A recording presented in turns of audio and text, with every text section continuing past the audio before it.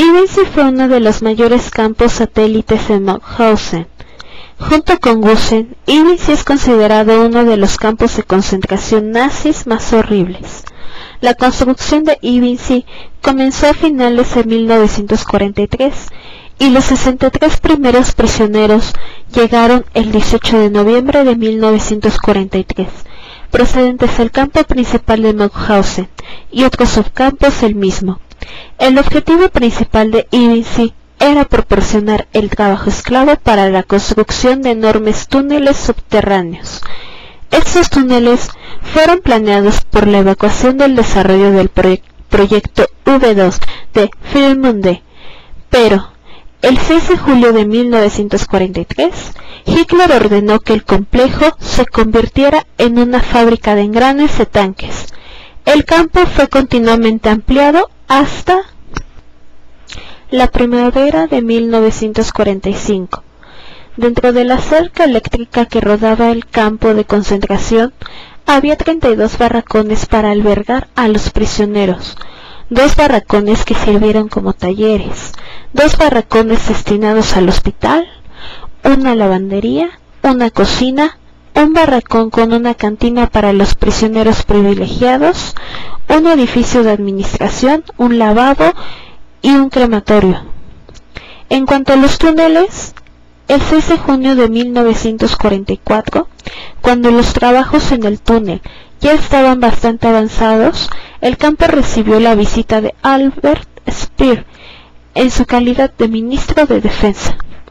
Después de abandonarse el proyecto de la construcción de V2, se decidió que en la Galería A se construiría una refinería de petróleo. Tras largas demoras, el 5 de febrero de 1945, la refinería entró en funcionamiento.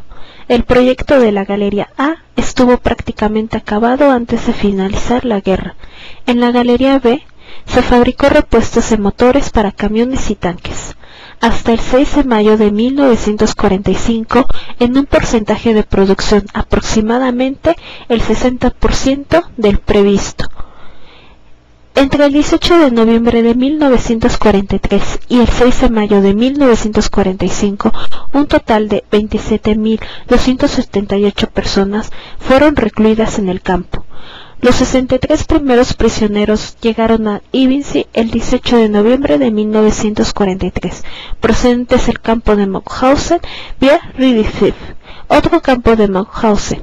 A finales de 1943 ya había más de 500 prisioneros en el campo que temporalmente fueron albergados en una antigua fábrica textil.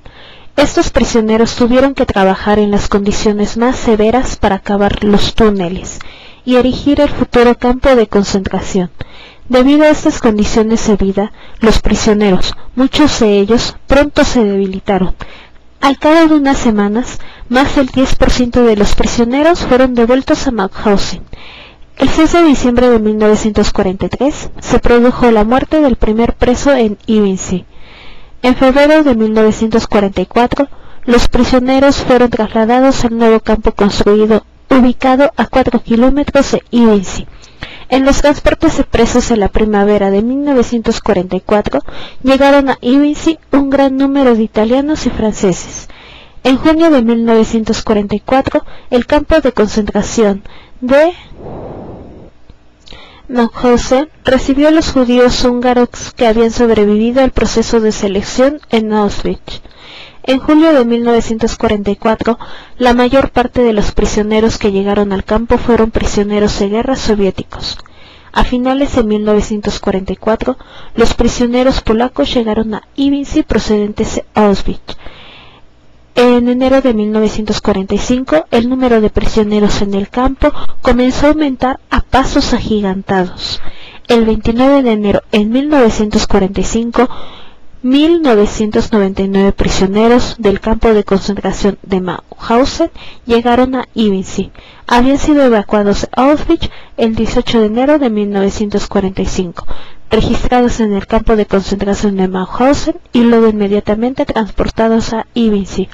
En Iwinski había varios grupos de prisioneros de guerra, prisioneros políticos, criminales, rusos, polacos, checos y gitanos. Había internos de 20 nacionalidades diferentes, pero los judíos fueron tratados más severamente que los otros prisioneros. Desde Wolfsbach, un subcampo de Goldrosen, partió un transporte con 2.405 judíos, que llegó a Ibiza el 13 de marzo de 1945. De ellos, 115 fueron sacados muertos en los vagones en la estación de ferrocarril de Mauthausen, 49 murieron en el traslado de Mauthausen a Ibiza y 182 en el campo durante la noche del 3 al 4 de marzo. De los 2.059 supervivientes del transporte, 191 murieron antes del 13 de marzo. A mediados de abril de 1945, los transportes de evacuación de los subcampos de Mauthausen comenzaron a llegar a Ibiza. 1.773 prisioneros del subcampo de Wels, 5.812 de Melk, 1.444 de Auschwitz, 407 de Liebenitz y 695 de San Valentín. El 23 de abril de 1945, el número de reclusos en el campo de Ibiza alcanzó su punto álgido con 18.509 presos. No obstante, a finales de este mes, el hacinamiento de prisioneros fue tal que 4.547 de ellos perecieron. El comandante de Mauthausen, Franz Seres, envió a Ibiza a su hombre más feroz para dirigir el campo, el Hauptführer Georg Wassmeyer. Uno de sus métodos de tortura favoritos era atar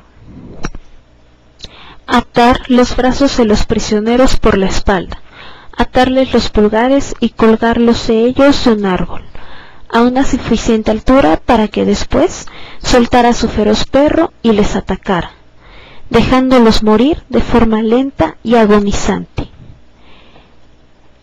En mayo de 1945, Wassmeyer se suicidó después de haber matado a su esposa y a sus dos hijas.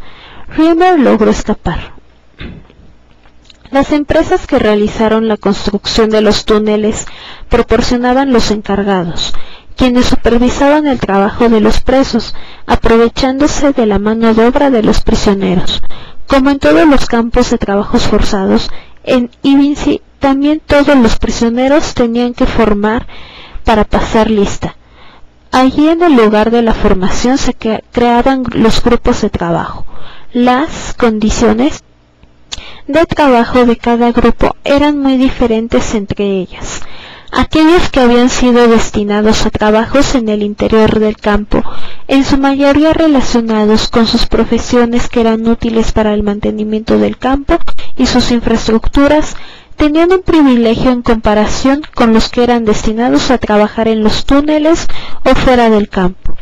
La mayoría de los presos que trabajaban en los túneles en turnos de 11 horas durante los 7 días de la semana era terriblemente agotador. En la primavera de 1944 se construyó un horno crematorio, el cual comenzó su funcionamiento el 31 de julio de 1944. El crematorio era incapaz de seguir el ritmo de las muertes que se producían diariamente en el campo. Tenía una capacidad de cremación de 90 cuerpos al día. Como